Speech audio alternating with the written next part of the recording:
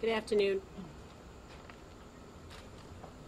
This morning, Marian of Rockport, Maine, age 22, was arraigned at Air District Court on 4 counts of murder in connection with the incident that occurred at a home on Common Street in Groton on Friday, September 8th. Judge Guzman ordered that Mr. Krause undergo a mental health evaluation at Bridgewater State, and his case is continued till October the 30th of this year. We are doing an identification. It is preliminary as to 2 of the individuals and confirmed as to the other 2 that were found in and about that house. They include an individual named Frank Darby, D-A-R-B-Y, Lackey, L-A-C-K-E-Y III. Mr. Lackey's date of birth was 4/23/28. What we believe to be his wife, Elizabeth Lackey, known as Esu, E-S-U. Mrs. Lackey's date of birth was June 18th, 1932. Their daughter, Elizabeth Krause, K-R-A-U-S-E, of Rockport, Maine, who was known as Buffy. Mrs. Krause's date of birth was June 7th, 1957. And a woman who was providing health services at the home, Bertha May, M-A-E, last name Parker, of Groton, the date of birth of 7/29/49. What we know about the events that unfolded at the home on Common Street are that on Thursday evening, Mr. Krause left his home in Rockport, Maine. Shortly after he left, his mother, Mrs. Krause, had some concern about where he might be going. She reached out to the Rockport, Maine police, indicating the vehicle that her son was driving.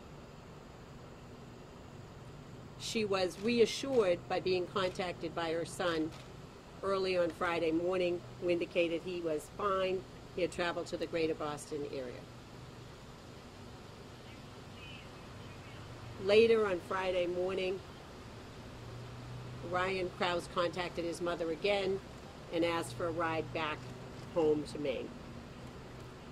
She agreed to come to the greater Boston area and pick him up, which she did. The original plan was for them to return back to the family home. At some point, a decision was made to go and visit Orion's grandparents in Groton. They traveled to the house on Common Street. Sometime after they entered the home, the allegation is that the defendant assaulted the 4 adults. Our preliminary information is that all died as a result of blunt force trauma. We did recover on the property of the home a baseball bat, which our preliminary investigation indicates may have been used in the assault. Mr. Krause was located as a result of a phone call that was placed by the neighbor at an adjoining house on Common Street.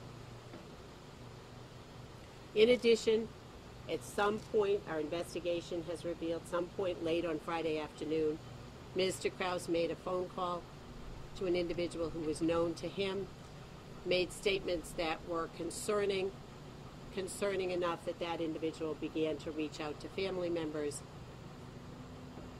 And at approximately the same time the police were responding to the call from the neighbor on Common Street, they were also receiving calls here at the police station from other family members in the individual whom Mr.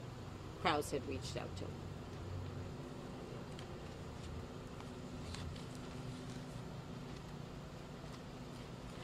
The Parker family in particular has requested that their privacy be respected during this period of time. I'm joined here today by the Assistant District Attorneys from my office, Tom Brandt and Dan Herron, who are assigned to the case.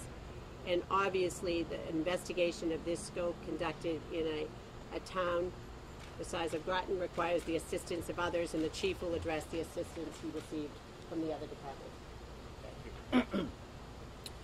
First and foremost, I want to take this opportunity to offer our condolences to the families that are involved in this. It's a horrific situation that we are not used to dealing with.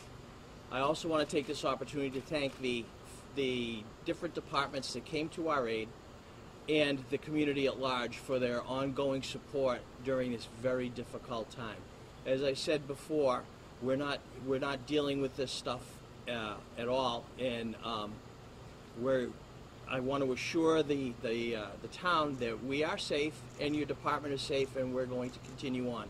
So again, I want to take this opportunity to thank the community at large for all of their support and their caring, and all of the other agencies that came to our aid. Thank you. Marian, you had mentioned that there was some concerning behavior that mom called the police initially, and then there was concerning behavior again later in the day, the next day. What was the concerning behavior that made the red flags get raised? The concerning behavior, which we're not going to discuss the details of, was just with respect to his mother. Our understanding at this point is just that he had abruptly left the home.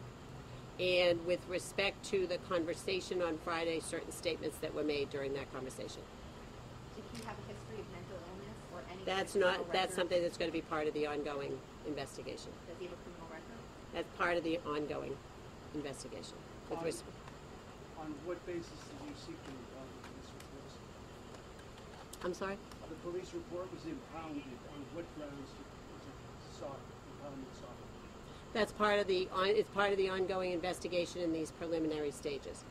Initially, you had said that one of the person was found outside of the home and Yes. three others inside. Yes. Can you tell us about the circumstances as to where these people were found and when? The lackeys and Mrs. Krause were inside the house. Ms. Parker was outside the home.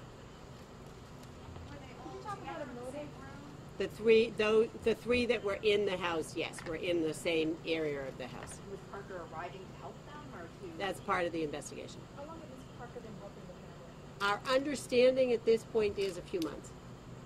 Could you talk about a potential motive here? Not at this point, no. Part of the investigation. Thank you all. Thank you. There was some family